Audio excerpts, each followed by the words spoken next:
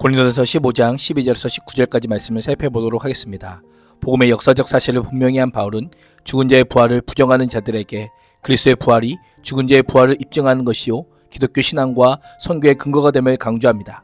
조건문을 통해 부활이 없는 상황에 대한 추론의 꼬리물기 방식으로 설명합니다. 12절에서 15절은 부활과 복음입니다. 바울은 그리스도의 부활이 고린도 교인들에게 전파되었음에도 불구하고 그들 가운데 죽은 자의 부활이 없다고 말하는 자가 있음을 지적합니다. 바울이 처음 전해준 부활신앙과는 다른 견해를 가진 자들이 있었던 것입니다. 이에 바울은 격앙된 어조로 어찌하여 죽은 자 가운데서 부활이 없다고 하느냐라고 강력한 수적 질문을 던지며 그들의 잘못된 생각을 지적합니다. 왜 죽은 자의 부활이 없다고 했을까요? 헬라 철학의 이원론에 깊이 심취해 있었기 때문입니다. 육체는 죽음으로써 그 역할을 다하는 것이고 육체가 죽은 후에는 오직 영혼만이 계속 존재하는 것으로 이해하였습니다. 사람이 살아있을 때는 영혼이 육체 안에 갇혀있지만 육체가 죽음을 통해 비로소 이데아의 세계에 자유로운 영혼의 활동이 시작되는 것으로 이해했던 것입니다. 이러한 생각은 헬라 철학뿐만 아니라 당시 그리스 로마 세계 이교적 신앙에서도 통용되었던 상식에 속하는 믿음이었습니다. 주로 이방인들로 이루어졌으며 헬라 철학의 영향을 강하게 받은 고린도 교회 성도들도 이들의 영향을 받아 부활의 교리를 부인했던 것입니다. 당시 고린도 교회는 사회적, 문화적 영향으로 인해 몸의 부활 개념 자체를 혐오하거나 불필요하게 여겼습니다. 일부는 이미 영적으로 부활했다는 실현된 종말론에 빠져 종말론적 소망을 경시했습니다. 또한 죽음 이후 허무로 여겨 현세의 쾌락을 추구했던 에피쿠로스 철학의 영향도 무시할 수 없었습니다. 오늘날 그리스도인들도 이 시대를 지배하고 있는 사상과 가치관에 그대로 노출되어 있습니다. 세속적 문화와 가치관에 흔들리지 않도록 매일 말씀을 읽고 기도하며 삶의 중심을 바로잡아야 하는 것입니다. 일부 교인들의 생각이 잘못되었다는 사실을 조건문 형식으로 알려줍니다. 만일 죽은 자의 부활이 없으면 그리스도도 다시 살아나지 못하셨으리라. 이 표현은 예수 그리스도의 완전한 인성을 전제로 합니다. 예수님은 참 하나님이시지만 참 사람이십니다. 우리와 똑같은 육신을 입으시고 죽으셨습니다. 만약 인간의 육체가 부활하는 것이 원칙적으로 불가능하다면 참 인간이신 예수님의 육체 또한 무덤에 머물러 있어야만 합니다. 바울은 그리스도와 성도가 생명으로 묶어져 있으며 역설하며 그리스도의 부활이 우리의 부활을 보증하듯 우리의 부활이 없다면 그리스도의 부활도 헛된 것임을 보여줍니다. 13절에서 부활이 없다는 주장의 논리적 모순을 제시했다면 14절 이하는 그리스도의 부활을 부정할 경우 발생할 수밖에 없는 여러 가지 문제들을 다소 격양된 어조로 언급합니다. 그리스도께서 만일 다시 살아나지 못하셨으면 우리가 전파하는 것도 헛것이요 너의 믿음도 헛것이다 라고 합니다. 바울은 고린도 교회 형편을 염두에 두고 우리 즉 바울 일행이 복음을 전파하는 것과 너희 즉 고린도 교인의 믿음 사이에 불가분의 관계가 있음을 알려줍니다. 헛것이란 아무런 실체나 알맹이가 없는 공허함을 뜻합니다. 기독교의 핵심은 빈 무덤입니다. 그러나 만약 부활이 없고 무덤이 실제로 가득 차 있다면 역설적으로 그 복음은 내용이 텅 빈 거짓말이 되는 것입니다. 부활을 부정하게 되면 사도들이 열정적으로 외친 모든 설교는 허공에 울리는 소리에 그치게 될 뿐입니다. 그 메시지를 받아들인 고린도 교인들의 믿음 또한 기초없는 허상 위에 세워진 것이 될 뿐입니다. 15절에 따르면 이 문제는 법적 신학적 문제를 일으킵니다.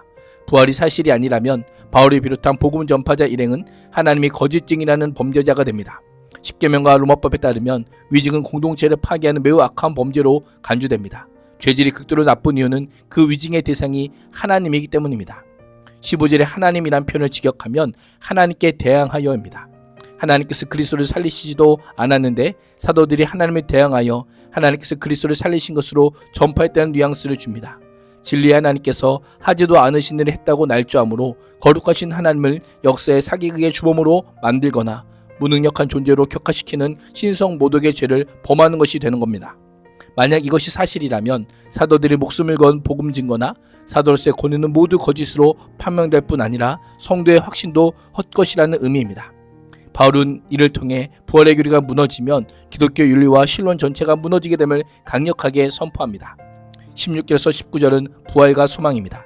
16절은 13절과 유사한 표현을 반복합니다. 동일한 내용을 계속 반복하는 이유가 무엇일까요? 죽은 자의 부활이야말로 바울 자신이 고린도 교회 교인들에게 알려주고자 하는 매우 중요한 주제이기 때문입니다. 바울은 만일 죽은 자가 다시 살아나는 일이 없으면 그리스도도 다시 살아나는 일이 없었을 것이오 라고 합니다. 죽은 자에 해당하는 진리가 그리스도께도 해당되는 진리임을 다시 한번 강조합니다. 이를 통해 그리스도의 과거 역사적 부활과 장차 예수 그리스도의 재림에 날에 있을 죽은 자의 부활을 밀접하게 연결시키며 성도의 부활이 기독교 신앙의 중요한 부분임을 알려줍니다. 부활의 객관적인 역사에 대해 언급한 바울은 17절에서 성도 개개인의 주관적 구원으로 논리를 전환합니다. 부활이 없다면 발생할 구원론의 문제를 언급합니다. 그리스도께서 다시 살아나신 일이 없으면 너희의 믿음도 헛되고 라고 합니다. 고린도 교인들의 믿음이 부활을 부정한다면 그들의 믿음은 그들의 죄에서부터 해방시켜 구원으로 이끄는 믿음이 될 수 없다라고 합니다. 고린도 교인들이 전수받은 믿음은 그리스도께서 우리 죄를 위하여 죽으셨다가 다시 살아나신 것을 믿는 믿음입니다. 그러나 그 믿음의 대상 자체가 허상이 된다면 믿음의 내용, 즉 예수 그리스도의 십자가와 부활을 통한 죄 용서는 당연히 무효가 되는 것입니다. 그 경우 어떻게 될까요? 결국 인간은 영원히 죄 가운데 거할 수밖에 없게 됩니다.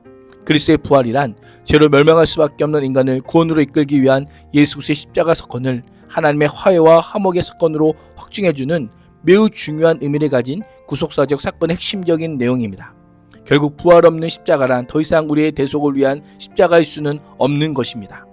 바울은 육체의 부활을 부정하면서도 자신들만큼은 이미 영적인 구원을 이루었다고 자부하는 고린도 교인들의 교만은 철저한 거짓이요 가장 비참한 상태임을 날카롭게 폭로합니다. 18절에서 바울은 부활이 없다면 직면해야 할 죽음이라는 현실을 설명합니다.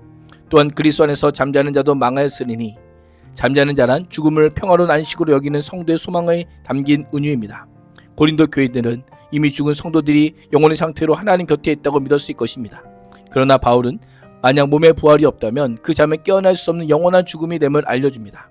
망하였다란 죽이다, 파멸시키다라는 의미로 그리스도의 부활이 사신이 아니라면 구원에서 제외되어 완전히 파멸되고 죽음의 승리는 운명적이며 필연적인 결과일 수밖에 없음을 강력하게 선언합니다. 바울은 이러한 강력한 표현을 통해 기독교 신앙이 그리스도의 부활이라는 역사적 사실에 얼마나 절대적으로 의존해 있는지, 죽은 자의 몸의 부활과 얼마나 긴밀한 연관관계를 갖고 있는지를 분명하게 보여줍니다. 마지막 19절은 시선을 죽은 자들에게서 살아있는 우리에게로 돌리며 만일 그리스도 안에서 우리가 바라는 것이 다만 이 세상 삶뿐이면 모든 사람 가운데 우리가 더욱 불쌍한 자리라 라고 합니다. 바울은 그리스도 안에서 성도의 소망은 결코 죽음으로 종결되는 것이 아님을 보여줍니다. 육체의 죽음은 더 큰 소망의 자리로 나아가는 한 과정일 뿐입니다. 현재를 넘어 다가오는 미래를 바라보는 것이야말로 참된 믿음임을 보여주고 있습니다. 오늘의 말씀이 어떻게 들리십니까? 부활의 역사적 진리이고 진실이기에 오늘 우리가 걷는 십자가의 좁은 길은 미련한 낭비가 아니라 영원한 영광을 향한 가장 지혜롭고 확실한 투자임을 알려주고 있습니다.